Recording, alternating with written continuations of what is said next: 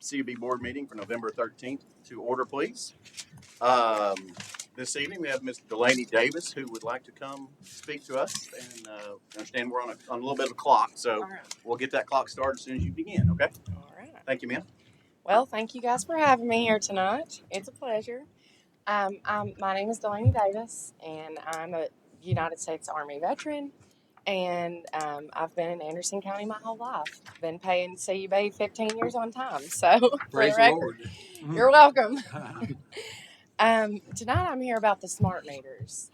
Um, I would like to have mine removed, and I would like to have a free opt out for everybody. And here's why. Number one, the security that comes along with these. I was able to do a YouTube video and watch hackers hack smart meters, and I don't know, and I don't even, I'm not interested in it. So people that are, that's a little terrifying. But I took some notes here.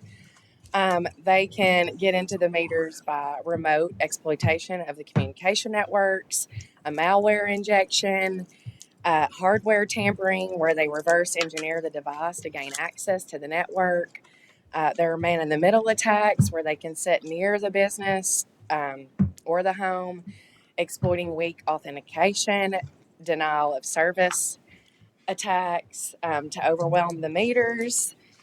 Um, these can be used for billing fraud, power disruption, privacy invasion, grid attacks, or hijacking other smart devices in your home. Um, that's scary to me. And it kind of feels like we were pushed into it. You know, no one asked, no one gave any, information. It was kind of like they were snuckily put on there in the night. I've been doing a little bit of research over the last couple weeks just in my community. And a lot of people don't know that they don't know anything about smart meters. They didn't even know had one installed on their own homes. And that um, seems a bit unconstitutional to me as a veteran. Um, and I would like to see that remedied. Also, I just live right across the street, and essentially my next door neighbor is a 5G tower. Surges caused by the 5G towers on the 5G meters cause that fires. Um, it's happened in other states. I'd be happy to show you guys the information that I've collected in my research. Um, that's scary to me. Another thing is the signals being put off by these things. And I know a great argument that everyone wants to say is the same signals are coming off your phone and your smart TV. And you're right, they are. They're bombarding us in all ways. But when it's hooked up to your house, there's no way to turn that off and to get away from it. And I share a wall with mine, and I've felt and lived through some of the health difficulties um, caused by what now my practitioner is saying could be related to the smart meter. Um, I know my time's up, but if it's okay with you guys. We'll give you another 2 minutes. Okay. Okay, thank you. Yes, ma'am. It the frequencies cause mold to grow at an exponentially faster rate, 600,000 times the rate that it would grow without those frequencies being emitted. Um, and we live in the South. It's humid here. We have, we've got mold. And when the mold around us is constantly being attacked and releasing spores that gets into the air, we breathe it, then the mold is in our body.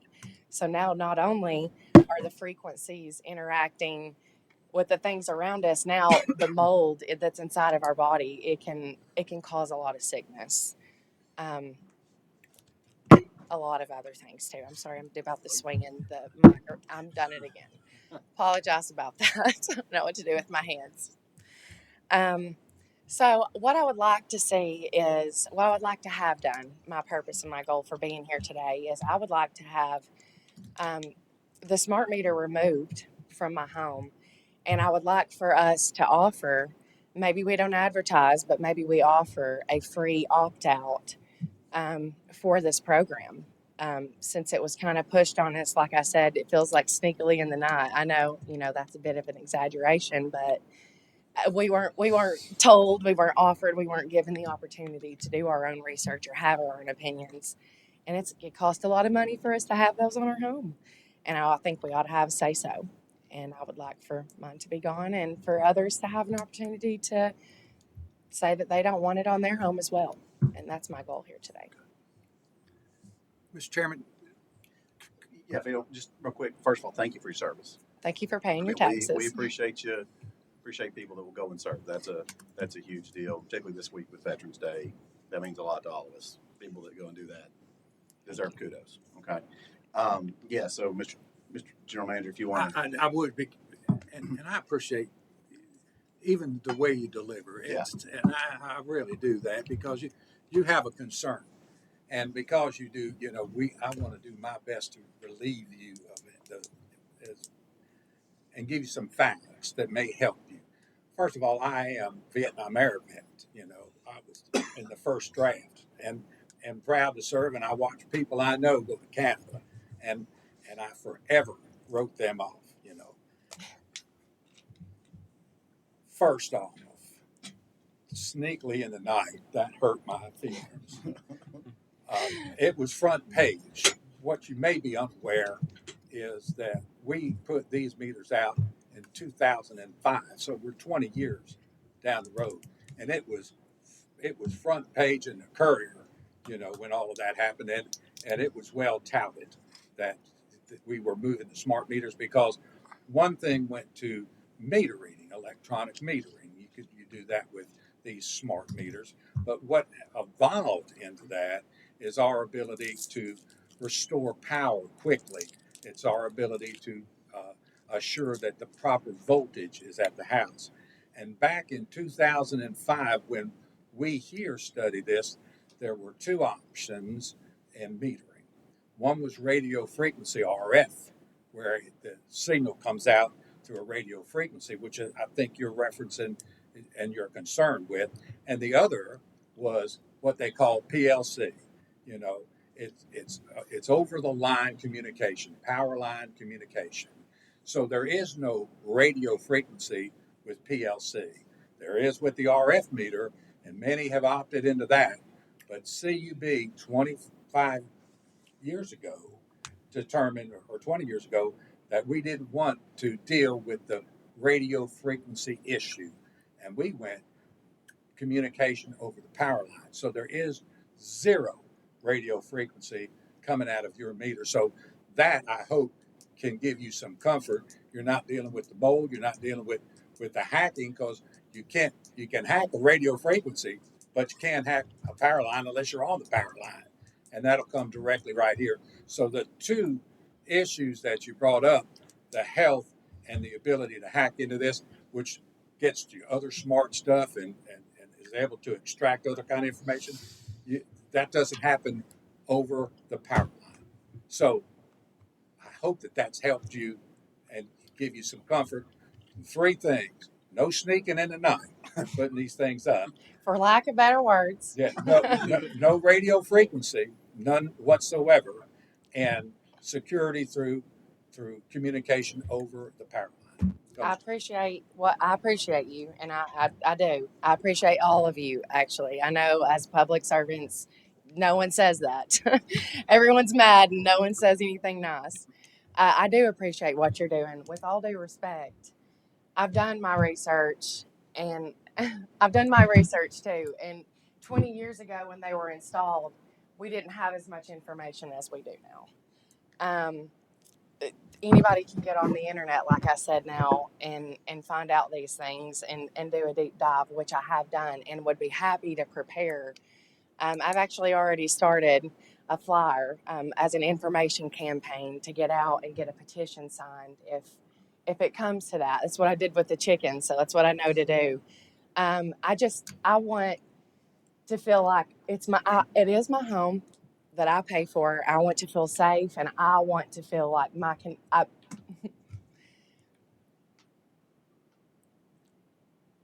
we pay a lot of money for CUB.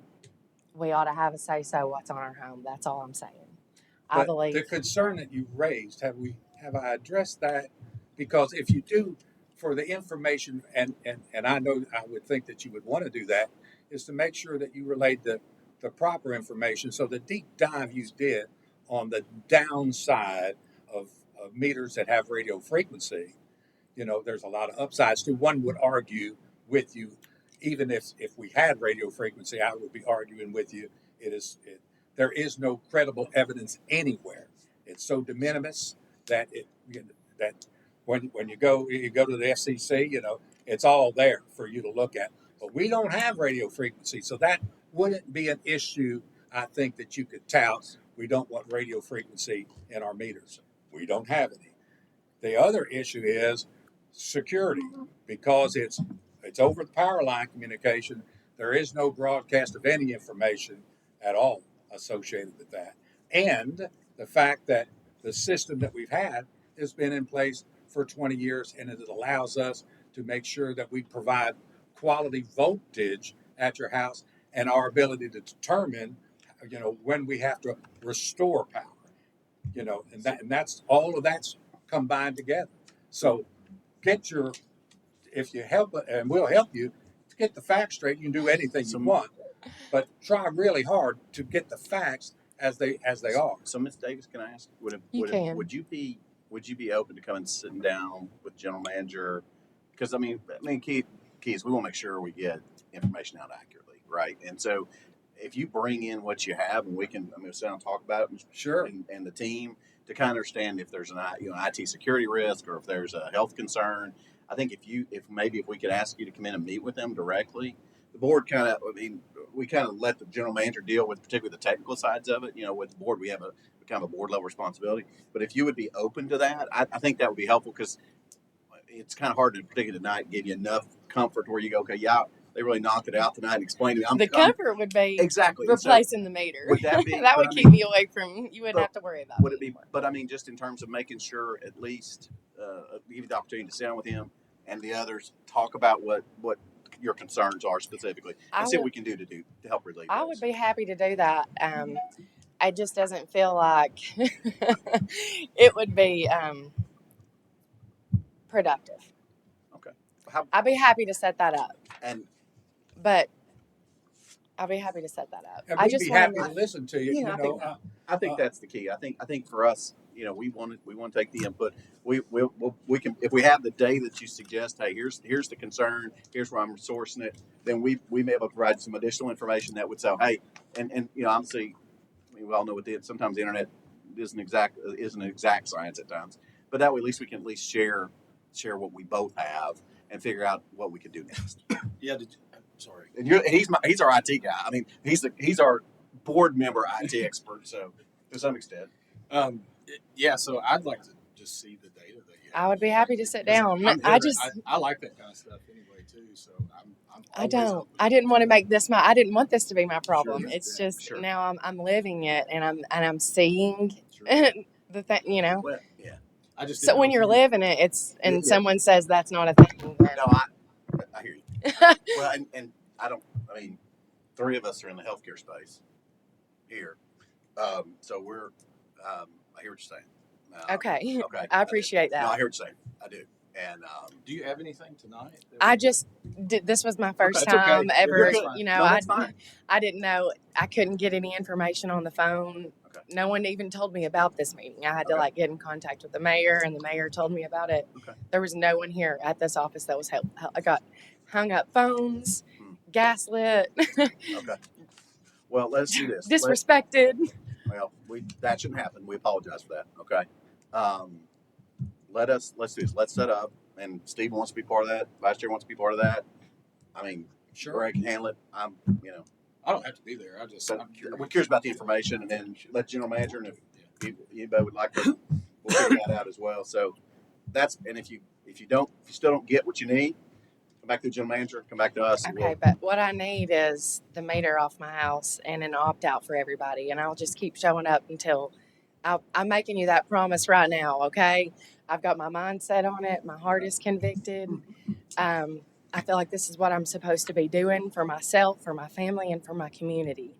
And I'll rally them up, and we'll sign the petition, and we'll have a room full of them next month. But I mean that, and I just want you guys to know that's where my heart is at. I do want to sit down, and I appreciate you guys listening to me again. I want to see a change happen, not just a talk happen. Well, you know? and I hear what you're saying, and we need to get moving on the other part of the meeting, but just I think You'll find if anybody on this board probably knows me and known me very long, I'm all about trying to figure out how to do things differently sometimes. That's kind of how it's been my life has been.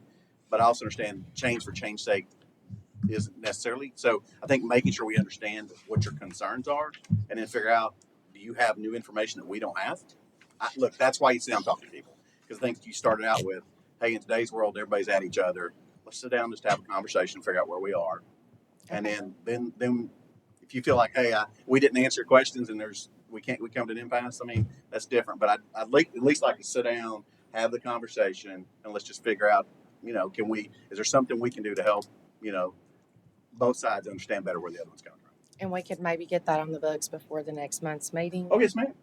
Absolutely. Hang around till the end and get that figured. Either that or we'll reach out to you tomorrow and set up a time. I would You really have my card. appreciate You like that. to just call me tomorrow. I would and really we'll schedule appreciate something. that. Unless you want to stick around, you don't have to. No, But we will follow I've up got to tomorrow. cook supper. Gotcha. Yeah, I get you. So Okay. Just one point about that. hmm Don't get rid of your meter. It'll be hard to cook supper. Well, I've got a grill with propane on the porch and a cast iron crock pot, so I'll be all right. I got rid of mine one time accidentally. of course, no, you were fine. Anytime. You're good. Okay. Thank y'all.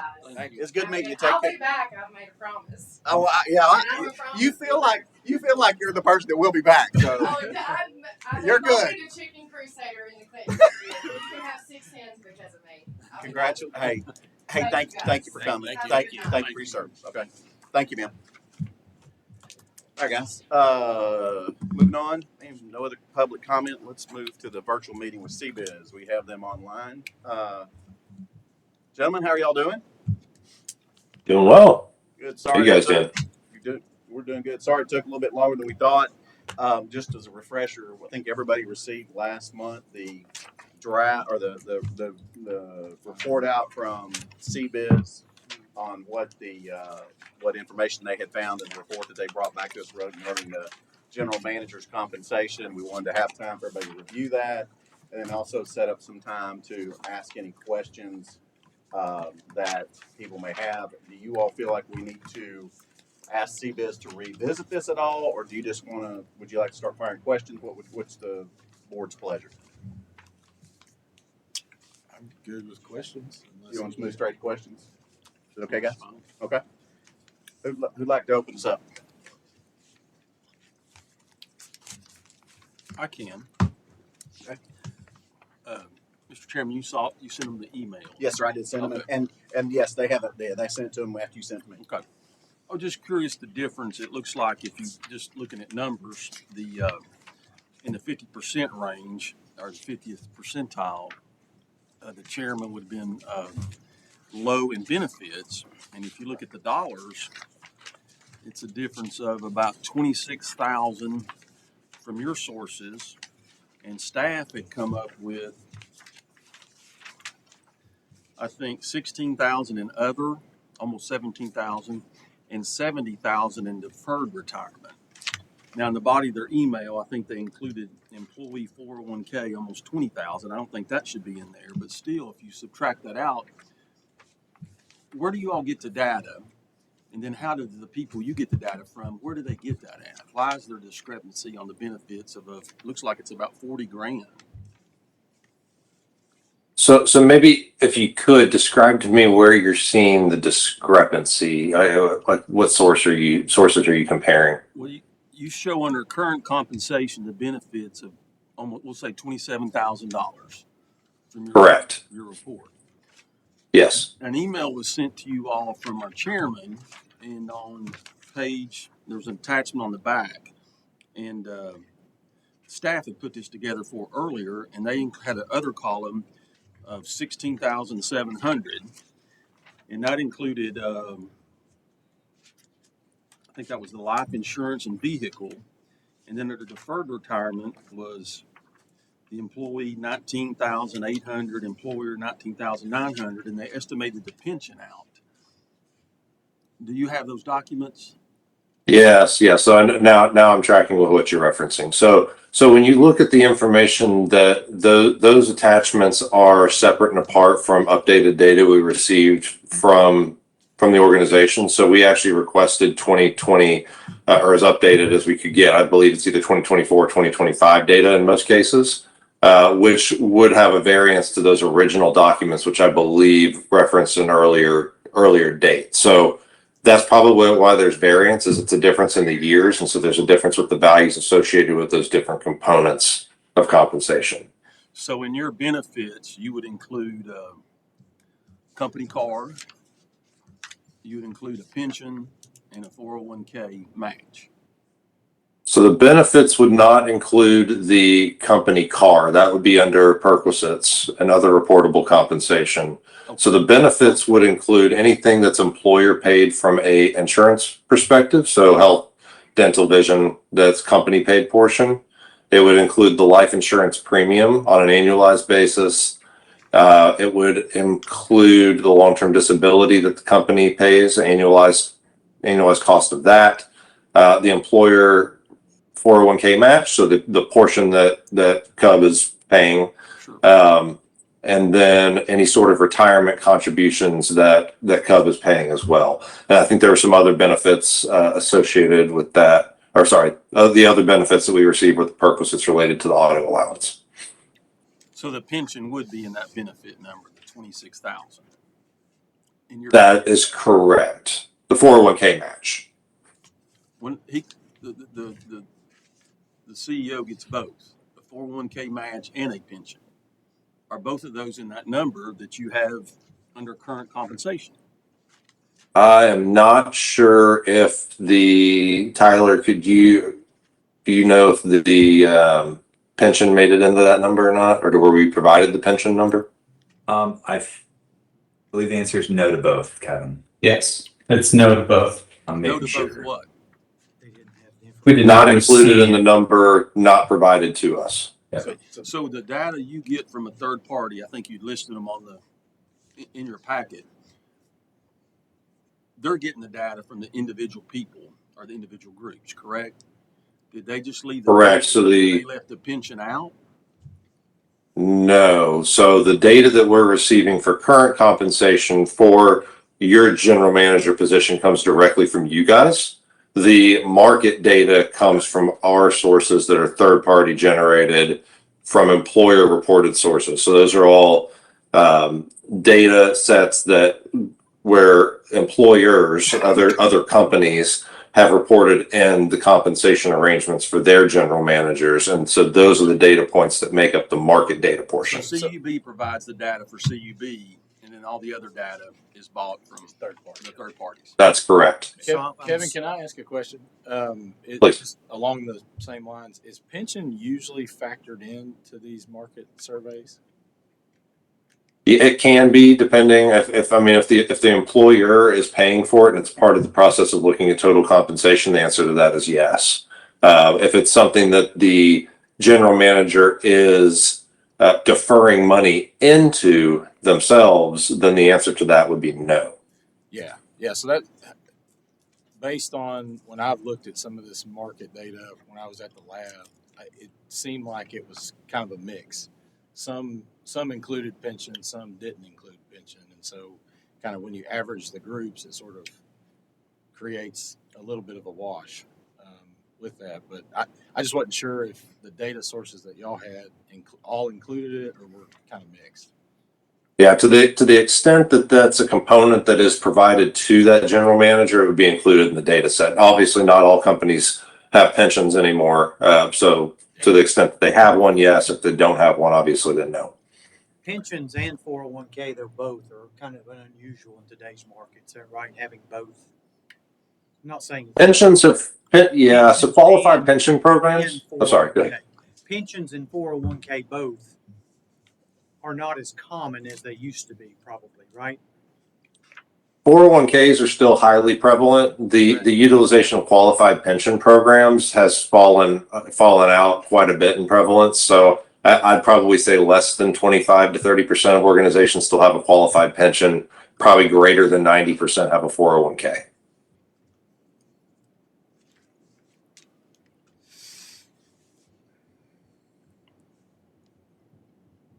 So can we supply that number and can we supply that pension number and get that benefits part updated? I mean, is that all it needs? Yes. All we need?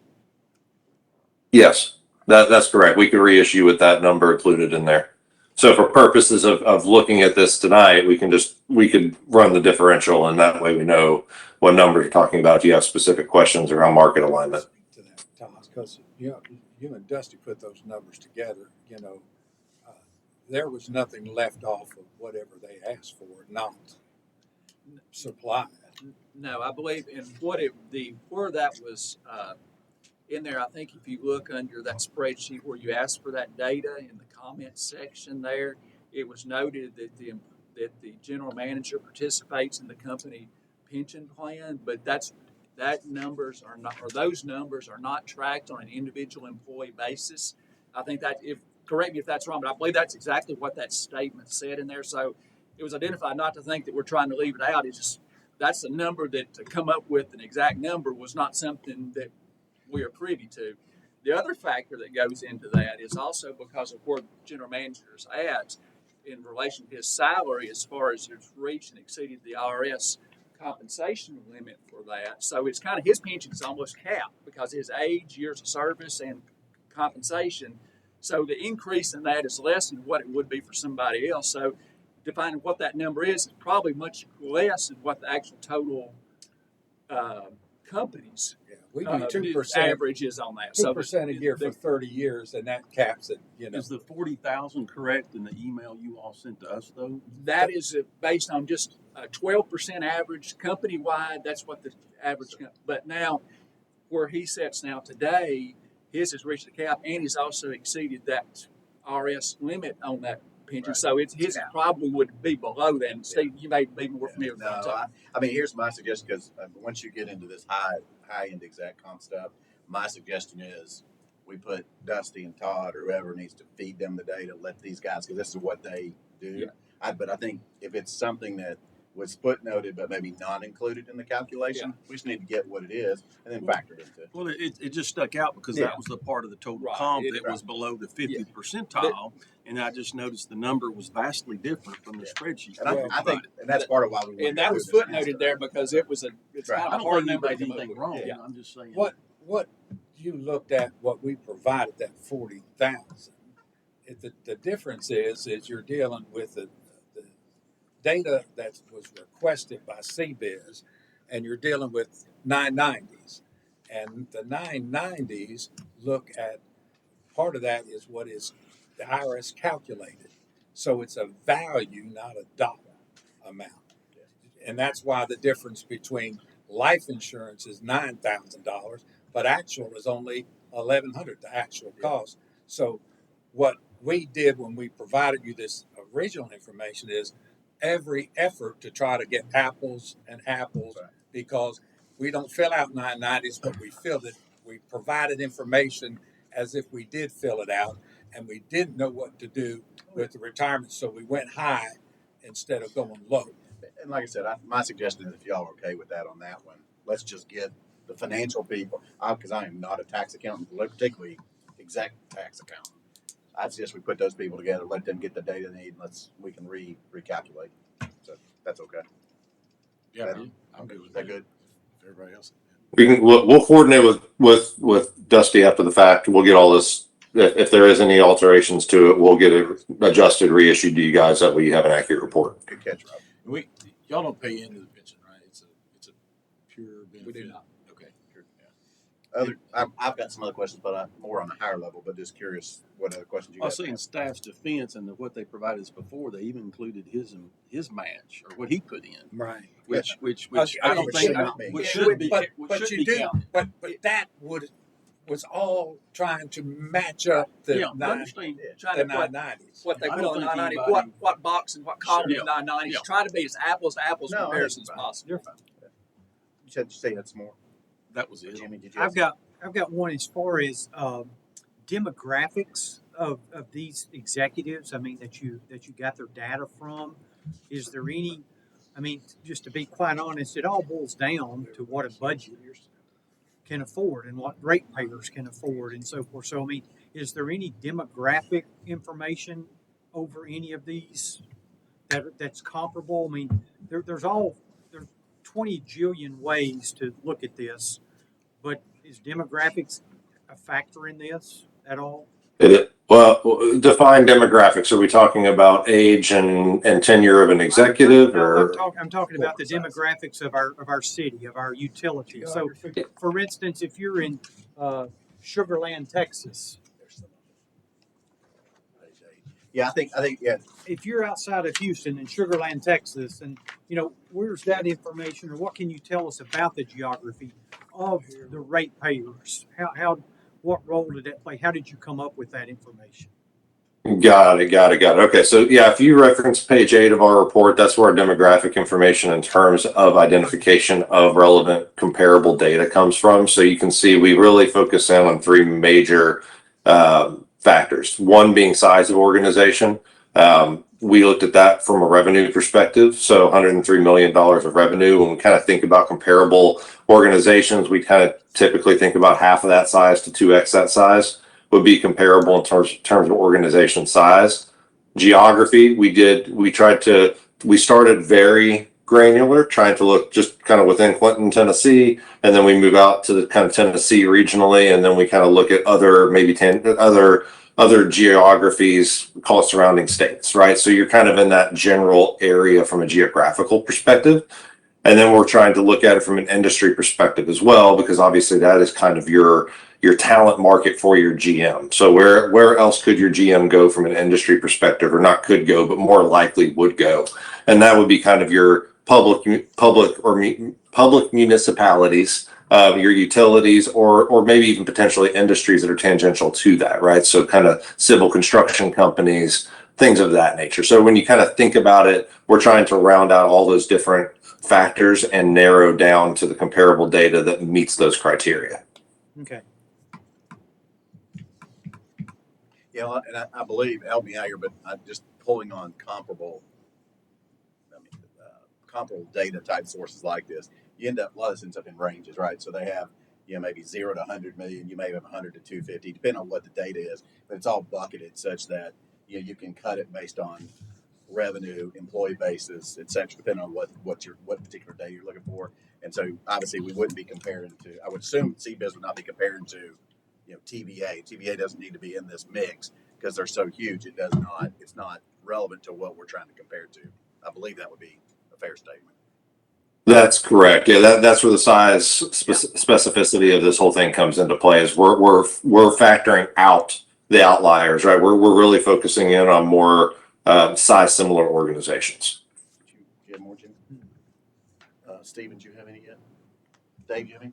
So I've got 2 or 3, and just kind of big picture here. So when you look at kind of where, again, I'm gonna start high level. If you're looking at kind of where, given our specific GM situation, at experience wise, et cetera, where should he be along the spectrum of that compensation range? Total comp, and we start with salary. If you want to go to total comp, it doesn't matter to me. But what I'm going to try to do is drill down kind of where they think he should be and what the recommendations are from at least CBIZ, or at least for us to consider. And maybe they don't want to make a recommendation necessarily. Kevin, where your kind of big picture at on this? Yeah, so there's some general philosophical guidelines that kind of dictate where someone should be within the range of the market, right? So we kind of define the market competitive range as 25th to 75th. Think of it like a bell curve. There's still outliers on both sides, right? But the majority of your positions kind of fit within that 25th to 75th percentile. So when we're looking at it, and if you were to reference our report, page 5, I'll still walk through it if you don't have it available to you. But when you kind of think about it, we're thinking about factors like time and position. So tenure at the organization, how long has the GM been in the GM seat? Because that implies experience level and the institutional knowledge and the ability to really function in that role. It's experience beyond that role as well factors into that. So if there's been experiences prior to Cub that your GM has had, then that's going to factor into it too. That just speaks to even more experience. And there's individual performance, company performance, all these things kind of factor in to where should somebody be on a relative basis to the marketplace. And to guide that a little bit further, as you kind of think, what does the 25th percentile represent? 25th percentile typically represents someone that's, I would say, more entry level or new to that particular role. So they're still kind of learning the ropes a little bit of that particular position. They're still getting comfortable there. 50th percentile is more representative of someone who's fully proficient at their roles and responsibilities. I call that usually a 5 to 10 year person who's been in that particular role would be near the 50th percentile. 75th percentile, extensive tenure, lots of experience, great performer consistently. Someone who's been sitting in that seat 15, 20 years or more, right? And so when you get beyond someone who, you get someone who's been in the position 25, 30 plus years, you're talking about someone that they're an outlier in their space because they've been in that role for so long. So you're starting to kind of push 75th percentile or beyond in certain circumstances. And there has to be justification for that, obviously, but that's generally how we think about it. So when thinking about your GM, how you look at compensation, I always start with the total in mind and say, okay, where do we want to be from a total compensation perspective? Because that's kind of realigns to that philosophy that I just talked about. But how you mix that up could be different, right? So you may end up with someone from a total compensation perspective. If we said, okay, we're not going to give retirement, we're not going to give bonus, we're going to get that all in guaranteed compensation, I would say that's okay, but we're probably going to align a little bit lower on a relative basis to the marketplace because we're guaranteeing 100% of that compensation. Those are tangible dollars going into their pocket, not retirement-based compensation they have to wait for or bonus they have to perform for. So it all kind of comes down to how do we mix up the compensation elements and things of that nature. But at the end of the day, if you have your GM who's very long tenured, highly experienced, obviously high performing, and they're paid at or below the 50th percentile, that's probably problematic. I'd probably be looking to be definitely north of the 50th percentile. Sorry for my long-winded answer. And so what I hear you saying is, if we do more guaranteed comp, okay, so let's kind of move to a band of around the 50th percentile or 75th, whatever you pick. If you get more guaranteed comp, you may be at a little lesser salary because it is guaranteed. If you have incentive comp on top of that, you may have them at a higher opportunity, but they have to earn it, and it's got to be bonused or whatever it's going to be. Okay. That's right. Okay. Do you have so do you think so? Given the GM's experience, tenure, performance, where do you think? Are you saying that total comp needs to be at 50th, or where are you saying or higher than that given his experience? I would say higher given experience level. Again, if you were to take all of our recommendations and you wanted to adjust base salary to kind of align with where you're looking to be, you're kind of taking those different elements and all other things being equal. If you just wanted to do base salary, I think I did some kind of quick back of the napkin math before the call, and I think you'd probably be looking around like a $450,000 base salary, which exceeds the 75th percentile in terms of base salary, but puts you somewhere kind of between the 50th and 75th in total compensation, all of their elements being unchanged. And if we were, does that make sense? What was that comment again? Say that again, please. Sure. So if you were to kind of look at this and say, okay, all I want to do is adjust base salary and I want to keep all other elements equal, that would be about a $450,000 base salary, which would, from a base salary perspective, would exceed the 75th. You'd probably be pretty close to the 90th percentile. But on a total compensation basis, when you add all the other elements to the base salary and you look at that relative to market, that's going to come in. That would actually be $486,000 in total compensation, which is going to be somewhere between the 50th and 75th percentile, somewhere in the 60s. In that scenario, then what you're doing is putting him at risk for performance, right? At that point, in the combination of deferred comp, bonus, whatever that looks like, for the 486. Is that what you're saying? Yeah, the 486 would be if you didn't change any of the other elements. I'm sorry, that's the total comp. I'm sorry. Total compensation. So if you were to say, okay, I wanted to do a bonus opportunity, then I might come in a little bit lower on the base salary recommendation. I'm just throwing numbers out because I haven't done the math on that, but maybe you come in at 425 on the base salary, or 415 to align with the 75th, and then you give a little bit of a bonus opportunity on top of that. All you're really trying to solve for at the end of the day is you probably want to be definitely between above the 50th percentile, probably pushing a little bit closer to the 75th percentile in total. Kevin, should we wait to talk specific numbers when we find out the value of the pension? Because that kind of changes things depending, because most people do not have a 401k and a pension both. That is a tremendous benefit. Yes, I think once we factor that into the equation and understand what the company paid pension benefit is and how that impacts the results of total compensation on a relative basis, then it puts us in a position to be a little bit more accurate with the adjustments that we'd recommend. And Rob, just to follow up on that comment, my intent tonight, at least mine, was not to bring a recommendation.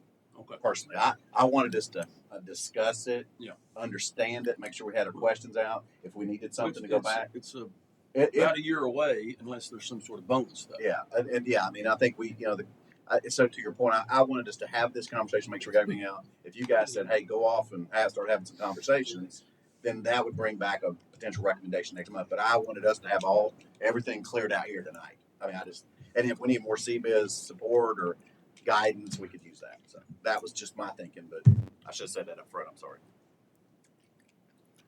Other questions you guys have for tonight, or? So in terms of going forward, if we get the data to CBIZ that Dusty or Todd, whoever's going to give it to them, would it be acceptable for me to sit down with the general manager? Would you rather? We send the information out with the updated report, and then would it be okay for us to kind of proceed with talking to the general manager? Because so what we're going to have is we're going to have a report, and even with pension, there's probably going to be a delta from where we are today and where the market says he should be. So I guess the question is the board open to myself and Steve and everyone else maybe sit down and start having that conversation with the general manager?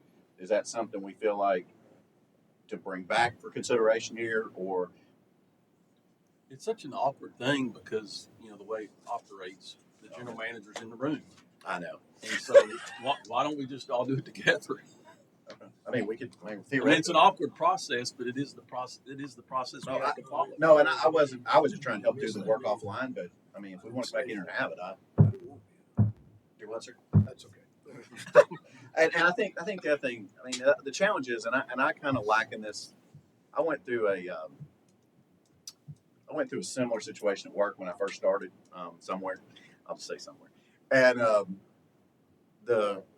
I was getting ready to get a promotion, and so we were in a process of negotiating, and the person said, "Hey, I said the person came and offered me my compensation package, which is a combination of things, and so I went and got the data and said, this is what my peers are being paid in the same position other places, and for those larger corporations, I mean, you have to some extent you can get access to data, and in David's situation, it's like either I'm going to take a job or I'm not, but I'm not going to go work for what I don't feel I'm worth anymore.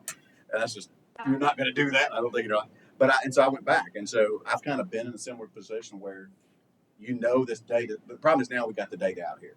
And so we got to figure out, and I applaud this group. I don't think it's a problem. I think we applaud this group for asking the question. This has been kind of lingering. We got data. We need to also bake this in going forward that every couple of years or however often we ought to get this report and get it updated. But now that we've got it, and I was trying to do it last year with the 990s. That wasn't perfect. It was just trying to get us more data. This gets us more precise. I think this is a great advancement, but let's do that if y'all are okay. General Manager, how do you feel about us discussing this next month? That's no problem. I just have one question for CBIZ, if that's all right. Go ahead, sir. Since the issue was brought up about the retirement, and we diligently, I know our people here diligently answer those questions in your data sheet, as accurately as possible. So I'm assuming that then would mirror what others are doing. And it said several times that the 401k and the pension is unique in the world today. I don't believe that it is unique in the utility world. I don't believe it is unique with peer groups that are in the utilities. So my question is, the data request that you had, I'm not certain then that that information wouldn't have been provided the same way that it was provided by us, and therefore it would be a different, uh, not only for Cub to try to come up with a number, but would that not also be possible within your survey to where that element is an outlier also? Does that make any sense? Because I believe that there is pension and 401k and every utility that I'm aware of, and that would be the 153 within the valley. Yeah, good question, and I think I'm understanding your question correctly. But correct me where I'm wrong if I'm off base here. So I think so you're right in the fact that pensions are there. There is precedent for pensions. I wouldn't call them highly prevalent anymore. Now in the utility space, there's probably more prevalence for that than in the non-utility space, and I'd say the larger the organization, the more prevalent that is. And then you get to whether the benefit, it is a benefit, and that benefit is offered. And then you say, well, and a vehicle has been brought up. And, well, some might be driving a Pinto for all I know, so that the value then would be different. So then you get to is the benefit itself the value? Because for someone like me, it would be the value or the cost associated with my pension would be less than someone that's 10 years in and they're still being fully funded. You see, I'm just saying, do we have a benefit? Yes. And is it a yes no thing? Or do we then try to ferret out what the actual cost is associated with that benefit? Yeah, and that too, Greg. I think that's the hard part with benefits data in general, right? Because even if we look at you could make the same argument for medical, Exactly. right? Because right, maybe you have family coverage, the other guy only has single coverage, so the company ends up paying him more. So the benefits data gets a little dicey in terms of because I can't cut it so specific to get it to your exact situation. That's so there what is I'm some saying. variance. Is it a yes no? Do they provide the benefit? Therefore, it becomes a wash. If Yes. provide this, I'm yes, tracking we you. provide medical. Yes, that's the wash.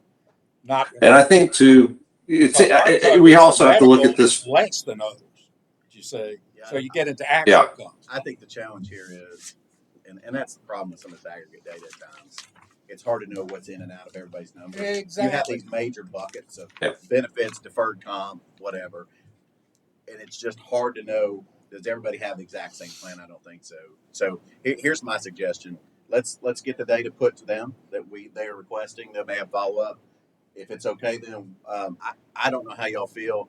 I would rather just do all this in one night. If we go over a little bit, I'd rather have one night blocked off and know we go a little bit longer, if that's okay. So let's just roll this in next month to the next meeting and know we may be here a little bit. Know we're going to have this conversation if we're going to do something about it. CBiz, I hate to ask you this, but y'all want to come back with us again next month? I know you're looking forward to hanging out with us on a Thursday night. So Happy to. I'm just interested to hear more about smart meters. hey, buddy, we can help you out there. We're trying to get you home for Thursday night football, but anyway. So just one thing. We're happy to join. In that list on number, this isn't a question, it's more of a comment for everybody. That list of multiple factors, there's one there that is highly variable with every organization, which is the compensation philosophy, right? And I think that's kind of where some of the discussions have struggled. Yeah. Because as a board, I don't know that we have a stated compensation philosophy for the GM, right? So again, just to kind of foot stomp what Steve said, I think it's great, and even though there's some discrepancies, this helps me get a better ROM, a rough order magnitude of kind of the situation, right? And I do want to see the closer actual numbers, but at the same time, just knowing probably some inconsistencies in how other people have reported it. There's probably inconsistencies the way we've reported it, but all that should at least get us close in that ballpark. But I think, you know, as part of this, we need to really kind of individually as board members think through what the compensation philosophy should be. Yeah, that's right. If not agree on something, you know, as a board. Well, and I think, and it's funny because I know, like my assumption is, Robbie, and I'm not trying to, but in your industry and your business, y'all probably have base and then you have probably a bonus structure. Yes. You have benefits in the middle. So I think also as we think about it, and I know on the construction side too, sometimes you'll get bonused if you get the job done early. So there's different ways that people get bonused, and so I mean, we have the same situation in our place too. So I think as we're thinking about it, it's, you know, everybody wants those. You know, it's one thing to make it a day early on, like to get done in projects. It's another to make 2 weeks because somebody that matters. Same deal. You hit your targets. I hit my targets. So I think we just got. Steven's right. We got to think about what that base salary mix is, what the benefits level looks like. You know, are we trying to do more in base salary, less in incentive comp, meaning bonuses? Do we want more incentive, more bonus type stuff? And then you've got this bucket of deferred. So I agree that as we think about it, trying to figure out what those pieces look like, how much is base salary versus how much is in bonus, we know what the kind of total comp range is based on what they've said. And then we got to figure out, and I think someone made the comment, where are we? We got an employee now that knows that they're where they are in the range. I'm just going to say it that way. And now the question is, what as a board, or should we and can we do about it? So, okay, is that good? Everybody good? All right, let's keep moving on, guys. Thank y'all for joining us. Sorry for the time. Absolutely. Where y'all based out of? Daniel and I are in Texas. Tyler's in Iowa. Oh, Sorry, I spoke for you, Tyler. Oh, you're not even leaving the office yet. So, thank you guys. Appreciate you. All right, thanks, guys. Thanks for having us. Have a good night. Thank you. Steve, I wanted to reiterate that I do think this is a good. Oh, I agree. I Yeah. come in the first budget cycle, had a lot of questions, and maybe it ruffled feathers, but I think that we're, as a fiduciary board, that's part of our job. And I had no data to go on. You're right. And it's an awkward process because Greg's in the room. Yeah. I mean, it's just awkward. When my raise is discussed, I'm not in the room. I know. But this gives us data to go on. And I had sticker shock with Greg's salary. I'm just being honest. Sure. I think CUB's well run. I think it's innovative. Yeah. But this helps me understand it. So I'm Well- glad we did it, and I don't fear that we let the genie out of the bottle. We have hard data now, and then we make decisions. Yeah, and I agree with you. I think it does help, and it helps everybody understand because it is a public forum. So it is what it is, which is good. I think the other thing is we consider is, I think this board is tackling something that will also help address long-term as well. So now we've got a process. That We- process needs to be defined and put in the minutes too, I think. Yeah, Not that they have to You do mean- it, but that they can reflect back to how this Oh, was yeah. done. And I'm not sure sometimes that's done in detail a lot. And I'm not saying how much detail, but let's don't reinvent this wheel again. I mean, I've been through this cycle several times in my owns and off and owns and off and owns and off. But yeah, let's get this thing fixed and let's move on. And we talked about the contract. Stephen helped lead that effort of getting us in the minutes around the contracting process of every 5 years. But I also think the thing is, to your point, I don't think we should do this. I don't think we should do this every 5 years. I think there needs to be at least a midpoint every other year, just so you know what has the market done. Because if anybody that worked in a big company pre-COVID and post-COVID knows all the salaries went up when everybody retired. And so I think if you have another catastrophic event like that happen, and a bunch of people retire, that puts a lot of pressure on the supply and demand. And then all of a sudden, the supply shrinks, demand's up, and just like supplies, they're going through the roof, and nobody really wanted to be paying what we're paying. And so, but I do think we ought to at least do that every other year. Personally, if we want to do it more, that's fine, but at least every other would be my suggestion. But I think we can address all that when we come through here next month. Okay? Is that fair? All right, guys. Let's move forward. Approval of the minutes, please. It is included. It wasn't here, but so move. So moves. There a second? Second. Second, Mr. Harrell. Any other questions? All in favor, say aye. Aye. Any opposed? Next item will be the approval of vouchers. So move. Second. First and a second. Any other discussion? If Not, all in favor say aye. Aye. Any opposed? All right, the approval of monthly reports, please. Thank you, Mr. Chairman. I'm going to turn it over to Dusty because you can see, Dusty, we are now on a roll. So it's up to you in 10 seconds or less to roll out whatever you need to roll out. Yeah, sure can. Great news. The electric department continues to have a successful start to fiscal year 2026, posting a positive net margin $287,000 for September. This puts our year-to-date total at a positive net margin of $1,533,000, which is almost $300,000 over the forecast for the first quarter. And then the water and sewer department also had a successful August, posting a net margin of $59,645. Be happy to answer any questions. I know we're looking at September, but with October being as nice as it was, I would expect that number to shrink a little bit. What are you thinking, just off the top of your head? It's hard to say. A lot of times you see things change during the transition month. So October's transition month, we did have a load factor of 58.7% this month, which is helpful, but we don't have all the data yet sure. to know for sure. But definitely happy with where we're going so far. Yep. Other questions? Is there a motion? Did I already ask for a motion? So moved. Is there a second? Second. Any other questions? All in favor say aye. Aye. Any opposed? Project status report, please. And the electric, go ahead, Todd. In the electric, we've got two projects we're currently tracking here. The first is the 4-rod aerial cable up on Sequoia Road, and now we're into construction on it. Just a little over 10% maybe. That's a project we plan to going through the winter here now on. Hopefully complete next spring, so we're kind of getting out of Sequoia Road between the boating seasons. But all's going well up there and have no reason to believe it shouldn't be done on time. The other one down here on Hidden Valley, we're just kind of in pre-construction, kind of pre-deployment. Plan on probably starting some right-of-way clearing here later this month. Any questions on either of those? Thank you, sir. We'll talk about downtown Okay. streetscapes if we can for a minute. We had a very productive meeting with the contractor down there because some issues on the interpretation of that contract. And we were down there, last Friday, and I think it was very productive. I think there was a lot of ground gained. You want to speak to any of that, Greg? It just had to do with the interpretation of installing the sanitary sewer service laterals. And I believe we're getting all that rectified. The bottom line is everything going under that pavement's going to be brand new. And apparently that wasn't the way the contractor took it. So we had to help him with that. And I appreciate Roger's leadership on all of that. He does he's excellent, in my opinion. He does excellent on that.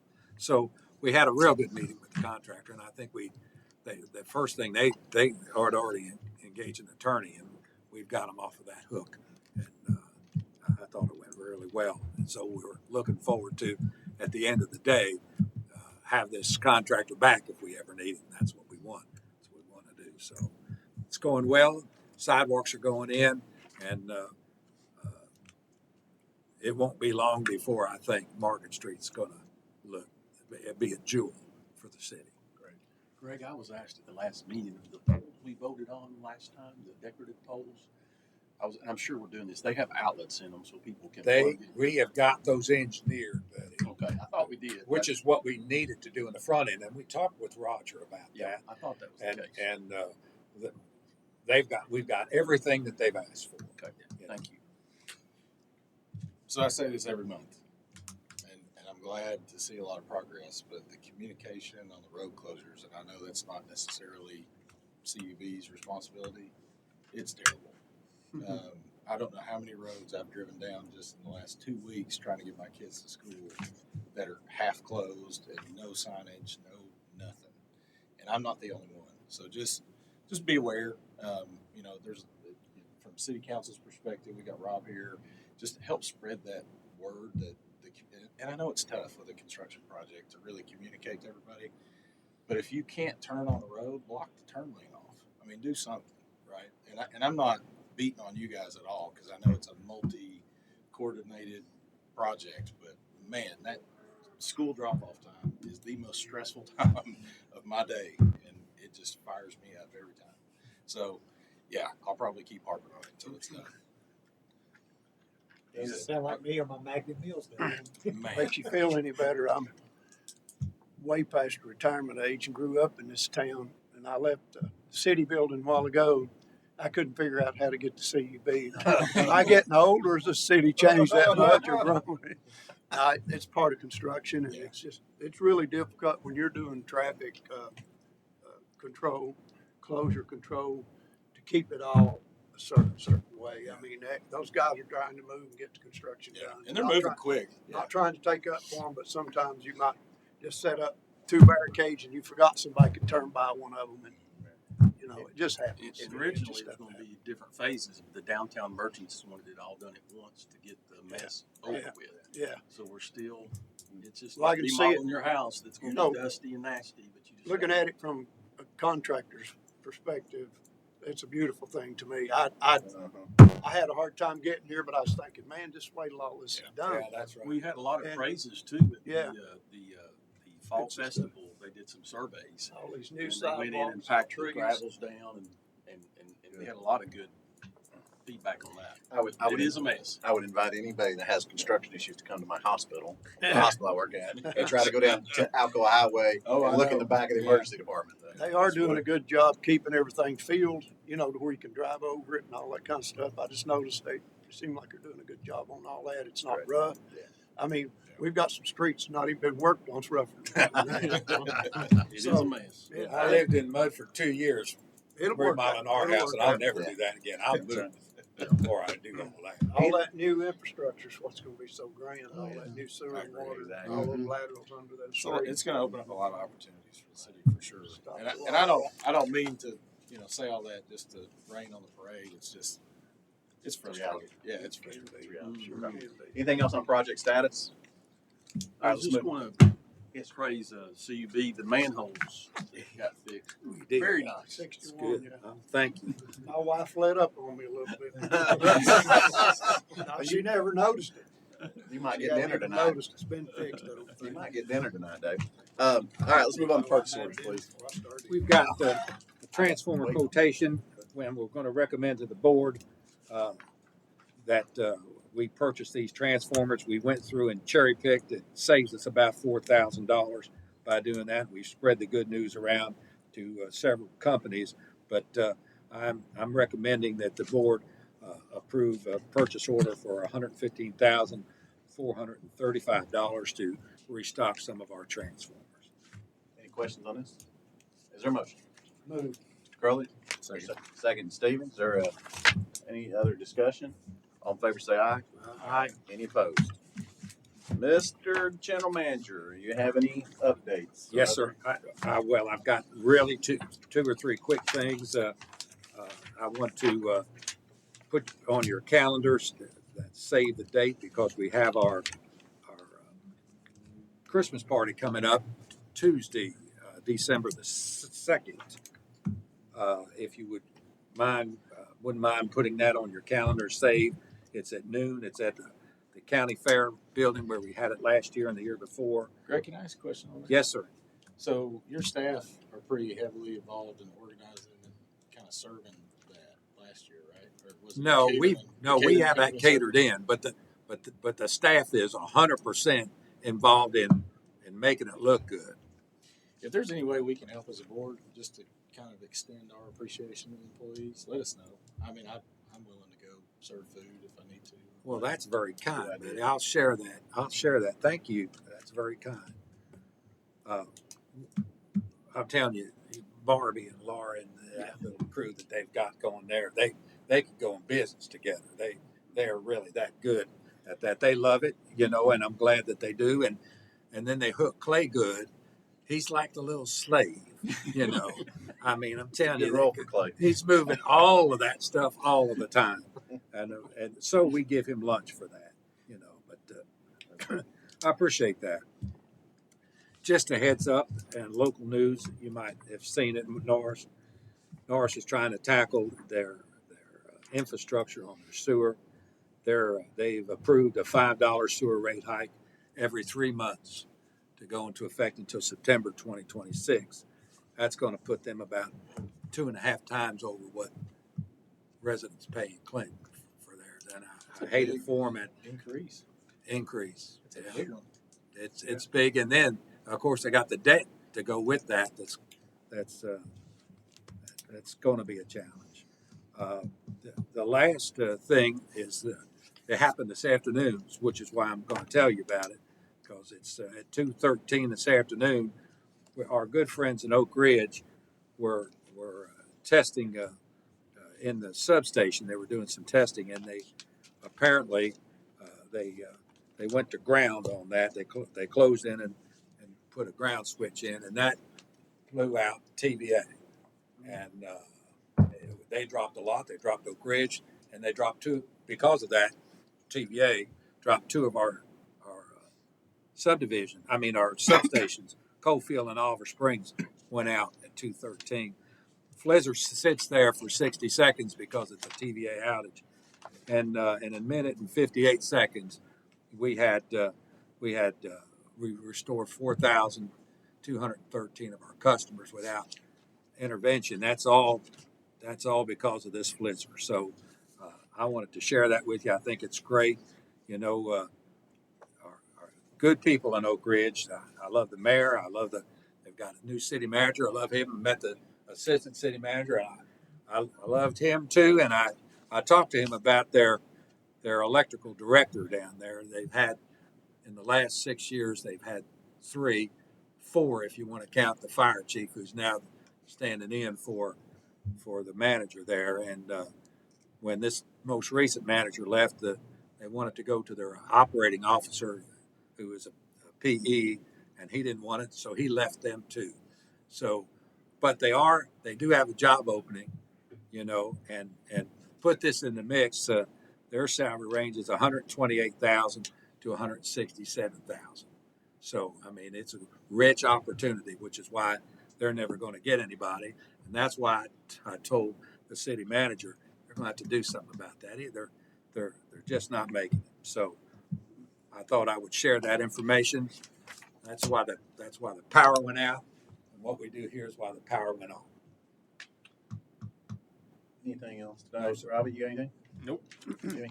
No, sir. Mr. Malik, sir. Mr. Crowe? Should we have a little more education, or try to educate ourselves a little bit more before the next meeting about our meters? Because we do know we're going to be bombarded by the next meeting. I'd like to be. Well, I don't know that I have we to can answer any share questions. information, but you know, apparently facts didn't have any effect on Miss Davis, but we'll meet with her again, and maybe in an environment that's not so Rigid. tense Yeah. for her. She probably felt a little bit like tonight there's one of her and all of us. Yeah, So right. Which I hated. We'll try, but we, through our customer service folks, we offered to move her meter, you know, to work with her to move the meter. But apparently she was very successful with her tenacity to get chickens in the city, and she's empowered by that. And I think all she wants now, irrespective of the facts, is a policy to where we have an opt-out policy, you know, which is not, you know, it's something that I couldn't recommend. Would that ruin the virtual power plant? Of course, it affects our ability to track everything, and what we do is make sure that the voltage is correct at your home, and that's why we're able to adjust the voltage, because we assure that, you know, we're tracking all of that. So what Flizzr does is, I mean, it sits up there and it looks, well, who's out and who's in, and what do we have to do? And again, 20 years now, we're in it 20 years. And no radio frequency, which is a lot of what she brought up, and which is an argument that a lot of people bring up, because they don't make a distinction between power line communication and radio frequency. They're really uninformed, of course. That's what- yeah. But go ahead, sir. I'm sorry. Go ahead. You go ahead. No, you go ahead. You want me to- Okay. So here, I do think his idea is very good. That it might be good once you meet with her to see We what can point get the information from that exactly. meeting. Right.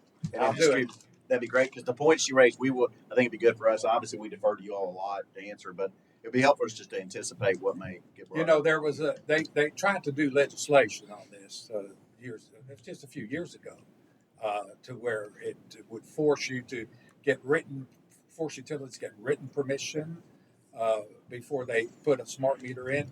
Again, we were so ahead of the wave, we never got any pushback at all 20 years ago.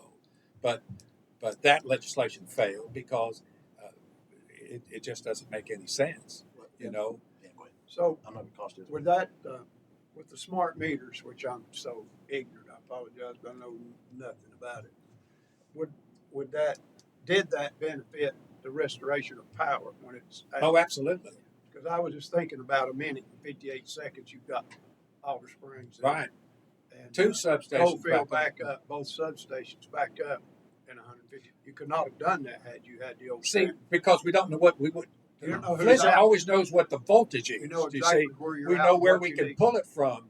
We know where we can offset that in order to re-energize. But also, Before that, you didn't know, you wouldn't know I was out of Clueless. power at 1106 Eagle Bend Road Clueless. unless I called you. That's correct. and I think the flip side too is it also, if I'm not mistaken, it also avoids people going reading meters, right? So it's a labor savings. Oh yeah. So there's multiple. I think so, Greg. If you can meet with her and kind of talk to her about We'll do if that. those concerns. And changing ownership of property, you don't have to go back out and pull a meter, put a meter back on and read it. You just That's correct. Turn it on. yeah. You know, Look at the reading. those that day. facts, my sense is because she gave us an insight into that, I don't think that they're going to be relevant to her It's position. not going to change her mind at No, all. not at all. But the chairman was right to offer that. Right. Yes. That's a procedure we should go through. That's right. Right. But they're going to bombard us. They're going to fill this room full. And they're going to expect us to comment and say, you know, we empathize with you, but we need to know how we feel about this before they come in, because, you know, as a board, we need to be together when we have a public meeting. I'm used to public meetings, and you know, let's ask them. If they have come in here, have one person speak, because they'll have 50 people say the exact same thing, and we'll be here half the night. You know, so Yes. but you want to be courteous, but you want to kind of have a control of the meeting, if I'm making any sense. Yes, And, sir. Completely. City council, I think you can speak. I- for 5 minutes. you know, I don't want to divert. I don't want to revert to the old meters. You know, and I don't want to be without one. I almost offered. You know, we just get somebody full yours tomorrow if it's bothering you that bad. Well, see, even that, like I say, we offered to work with her to move that in a different location if she thought that was, even though we told her about the RF. I mean, we've got she- documents where we talked a lot with her. Even So- with everything you told her, Greg, which informed me, I didn't really know, you know, but everything you told her moved her none whatsoever. Nah, Well, yeah. and she basically threatened us. That's She what did. she was doing. She's Well- saying, "I'm going to get this petition together, and I'm bringing this room full. You can That, expect that's next that's her month." joy. So, I mean, but I don't appreciate that even from anybody. But She's very- I mean, just and I'm gonna take the other side of it. Two things. One, I appreciate her coming down. I think that takes a lot of guts just to come yeah, and sure. address us. I think she has concerns. Obviously, she's dealing with some other things. She mentioned that tonight in that meeting. So I think and matter of fact, I was on in a meeting today on something else, and some similar situation. People had been informed that maybe this was causing. Provider had said, "Hey, this might be causing the problem." And I think if we could arm her with data to go back, because the other thing is if she's concerned about herself as well as her children, then we need to give them the data, and so maybe they can help her find if there are Yeah, health of course. issues. Let's feed them back the data and let them. Maybe that'll help their provider go back and look for other she sources. can get on social media all she wants. I'm just saying, if you I'm- do provide the factual information. I agree, but I'm also asking on our side that if we can give her facts that help her with her situation, then maybe she can help go look if there's something else that's causing the problem. Because in the end, that's what's driving it. She's really concerned. She's got kids, and she has a perception there's an issue. Let's Todd provide the offered information. for her to I- take the meter Yeah, apart so she could see that I there was understand, but I no don't radio. I don't want to discourage people. I do not want to discourage people from coming and being able to address concerns. I And agree. make sure that we should provide be her very the polite. information that she has to be able to assess it, take it back to her provider, and that way her and her provider can work through if there's something else causing. Because in the end, she's got to find out if there's something going on health wise. She needs to be able to find it. Right. Yes. Your daughter's a nurse practitioner. Absolutely. My daughter's PA. You're a pharmacist. You get it. You want to find where the source is, and we got to help her. Just like if there's a leak, you want to find where the leak is. So that's my suggestion. I appreciate her coming, appreciate her comments. We need to help her out as much as we can with appreciation and understanding. So anyway, the other thing is I will say to this group again, I appreciate y'all pushing us to get this survey. I think it has helped. I think it was a good decision to get it done. I like the fact that now we have hard data, not maybe some piecemeal data that either we didn't have before, or we had a little bit, and now we got more. I think this will help us and help maybe discuss some of the situations that we've had to kind of been going back and forth on here for a while. So I appreciate y'all. Anything else? All right, call the meeting adjourned. Thanks, sir. Second.